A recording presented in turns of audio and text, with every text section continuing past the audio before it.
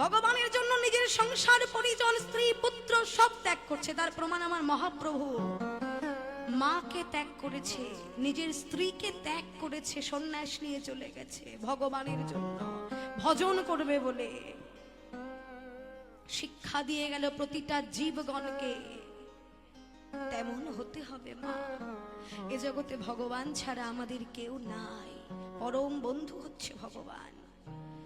সেই জন্য যারা প্রকৃত ভক্ত কোনোদিন সুখ চায় না, তারা জানে সুখ পেলে আমি তোমায় ভুলে যাব ভগবান, তুমি আমায় সুখ দিও না, শত দুঃখে আমায় রাখো, এই পৃথিবীর যত দুঃখ সব তুমি আমায় দাও, আমি তোমার নাম ভুলবো না। তাই ব্রাহ্মণ, দুঃখ না করে মন দিয়ে আমার কথা শোনো, তোমার কাজে লাগবে। কারণ আমি যদি ইচ্ছা করি তোমাকে আমি এই রাজ্যের দ্বিতীয় রাজা করতে পারি। তুমি কি তাই চাও? ব্রাহ্মণ বলছে, রাজা আমাকে? তুমি আমায় হাসালে পথিক। যাদের ঘরে জোটে না ক্ষুধার অন্ন, মাথায় জোটে না তেল, জোটে না এক টুকরো বস্ত্র, যাদের ঘরে 3 ছেলের উপবাসের জ্বালা, স্বামী স্ত্রীর উপবাসের জ্বালা, রাধা মাধব উপবাস, তাদেরকে করবে তুমি রাজা, এই দিন দরিদ্রকে? বলছে, ব্রাহ্মণ তোমার বিশ্বাস হচ্ছে না?